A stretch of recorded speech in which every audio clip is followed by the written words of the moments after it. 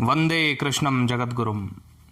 बहुत से भक्त परेशान हैं, रोज उन्हें चिंता सताए जा रही है।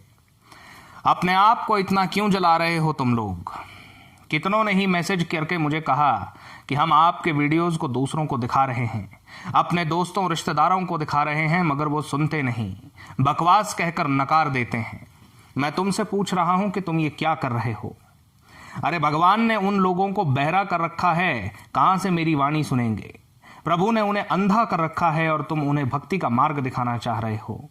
ये वो लोग हैं जिन्हें अपने अस्तित्व के बोध के लिए माया चाहिए। इतने खोखले हैं अंदर से कि जिंदा महसूस करने के लिए भी घर मकान गाड़ी चाहिए। हाँ, मैं कुछ हूं। क्यों? क्योंकि मेरे पास 8-10 लाख की गाड़ी है, मेरे पास बंगला है। इनके अपने व्यक्तित्व की ऐसी कोई उपलब्धि नहीं है, इनके अपने व्यक्तित्व में कोई ऐसा गुण नहीं है। बाह्य आडंबरों से ही अपना अस्तित्व खोजते बैठते हैं। भला ऐसे व्यक्तियों को प्रभु के अस्तित्व का बोध कैसे होगा?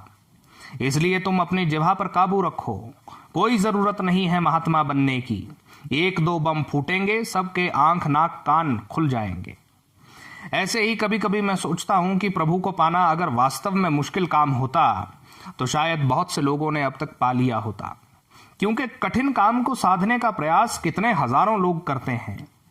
एवरेस्ट की सबसे ऊंची चोटियों पर चढ़ने के लिए जाने कितने प्रयास करते हैं, कहां कहां से लोग आते हैं, मगर ये छोटी छोटी कितनी सारी चोटियां हैं, इन पर चढ़ने की कोई कोशिश भी नहीं करता, क्योंकि कठिन को साधने में, उसको हासिल करने में हमारे अहंकार को संतोष मिलता है। छोटी चोटी पर चढ़ने से वो नहीं मिलेगा। दुर्गम क्षेत्र पर चढ़ने से ही अहंकार संतुष्ट होता है, दुर्गम कार्य को करने से ही अहंकार संतुष्ट होता है। अब मैं इतने दिनों से लेकर कह रहा हूं कि नाम जप का सरल सा विधान है, लेकिन लोगों को अच्छा नहीं लग रहा। अभी अगर मैं 51 दिन या 108 दिन का कोई बड़ा कठिन सा अनुष्ठान बता दूं तो सब लोग उसको करने में लग जाएंगे, बहुत सारे लोग तो पीछे पड़ जाएंगे। पुराने बौद्ध त्रिपिटक ग्रंथों में से एक बहुत विख्यात कहानी है। एक बड़ी नदी के तट पर एक बड़ा समृद्ध राज्य था, जिसकी एक प्रथा थी कि वहां के प्रधानमंत्री वे राज्य के सबसे बुद्धिमान व्यक्ति को ही बनाते थे और उसकी सलाह के बिना राजा कोई निर्णय लेता नहीं था। शायद इसी वजह से वो राज्य इतना समृद्ध था। वहां के मौजूदा प्रधानमंत्री की मृत्यु हो गई। नया प्रधान बनना था तो परीक्षा का दौर शुरू हुआ। अंत में 3 लोग फाइनल के लिए चुने गए। उनमें से 2 लोग तो ऐसे थे जो किसी तरह से कोशिश करके फाइनल क्वेश्चन पेपर को चाहते थे कि भैया क्या परीक्षा होगी ये पता चल जाए तो हम कुछ और इसमें जुगाड़ लगा लेंगे। मगर उनमें से एक था जो बिल्कुल शांत था, ना कुछ ज्यादा बोलता था ना कुछ करता था, केवल शांति से चीजों को देखता था। तो उन 2 लोगों ने इधर उधर पूछना शुरू किया कि भैया कुछ पता चल जाए कि परीक्षा क्या होगी, कैसी होगी।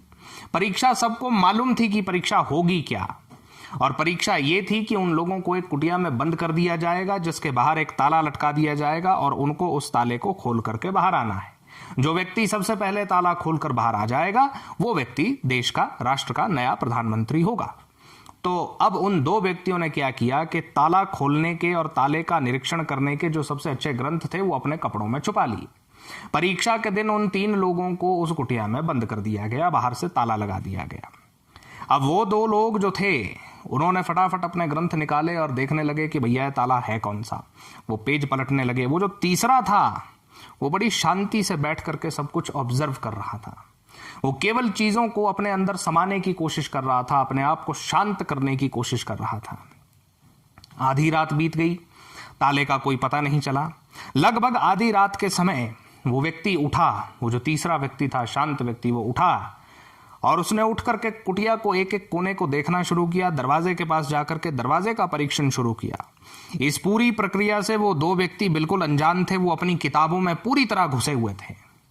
उस व्यक्ति ने थोड़ा सा धक्का दरवाजे में लगाया, दरवाजा खुल गया और वो बाहर चला गया। लेकिन उन 2 को इस बात का कोई पता नहीं चला। उन्हें इस बात का पता उस समय चला जब राजा उस तीसरे व्यक्ति को लेकर के कुटिया में प्रवेश हुआ कि मुबारक हो, ये हमारे देश का नया प्रधानमंत्री है। इस कहानी से क्या सीख मिलती है? इस कहानी से सीख ये मिलती है कि तुमने अपने जीवन का आधार ग्रंथों को बना लिया है। तुमने भविष्य मालिका के साथ भी वही किया जो तुमने श्रीमद् भागवत के साथ किया था और अन्य ग्रंथों के साथ किया था। ग्रंथ का ज्ञान तुम्हारी चेतना को जागृत करने के लिए था, मगर तुमने ग्रंथों के ऊपर अपने अस्तित्व को आश्रित कर लिया। तुम आसपास देखना ही नहीं चाहते हो। ये तो देख लो कि दरवाजे पर ताला लगा भी है। तुम तो सिर्फ माया के उस बड़े से ताले को देखकर भयभीत हो गए। लगे हैं न जाने कौन कौन से ग्रंथ और पोथी पढ़ने। हल्का सा धक्का तो लगा के देखो कि तुम्हारे मन में जो भ्रम के द्वार लगे हैं, बड़े बड़े दरवाजे हैं, वो गिर न जाएंगे। इस कहानी से एक दूसरी शिक्षा मिलती है कि वास्तविक भक्त जो हैं वो चुपचाप मौन होकर के सब चीजों को देख रहे हैं, केवल मन में शांति से प्रभु का ध्यान कर रहे हैं। और बाकी के जो तंत्र मंत्र ग्रंथों में चिपके हुए हैं, उन्हें इस बात का आभास भी नहीं है कि वो तीसरे जो भक्त हैं, जो मौन भक्त हैं, उनके भीतर क्या चल रहा है। उन्हें इस बात का बोध उस समय होगा जब भगवान अपने 1,50,000 भक्तों के साथ प्रकट होंगे। उस समय एहसास होगा कि हम जिस चीज पर अपने पूरे अस्तित्व को टिका करके बैठे थे, वो चीज कितनी सत्य थी, और जो वास्तविक सत्य हमें रोज बताया जा रहा था, हम उसको पहचान ही नहीं पाए। हम बार बार कहते आए कि नाम ही की ही तो शरण लेनी है, प्रभु को अपना सर्वस्व ही तो समर्पित करना है। कहां मुश्किल है ये, क्या चला जाएगा तुम्हारा। पर विश्वास नहीं होता कि प्रभु को पा लेना इतना सरल है। फिजूल में पाखंडों में अपना जीवन बीत गया, हजारों मालाएं घुमा दी, पर प्रेम से एक बार भी श्री राधा कृष्ण नहीं निकला। श्री सीताराम जी से अपने संबंध का बोध हुआ ही नहीं, तो क्या पाया। और मन इतना कमजोर है कि माया का विनाश हो जाएगा ये सुना समझा ही नहीं जा रहा।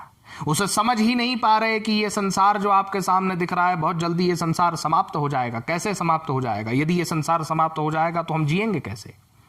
क्योंकि पूरा अस्तित्व, तुम्हारा पूरा जीवन माया पर आश्रित है। अब भी कुछ दिन शेष हैं, धर्म मार्ग और नाम पर आ जाओ, बाद में मत बोलना। जय मां आदिशक्ति, जय श्री जगन्नाथ।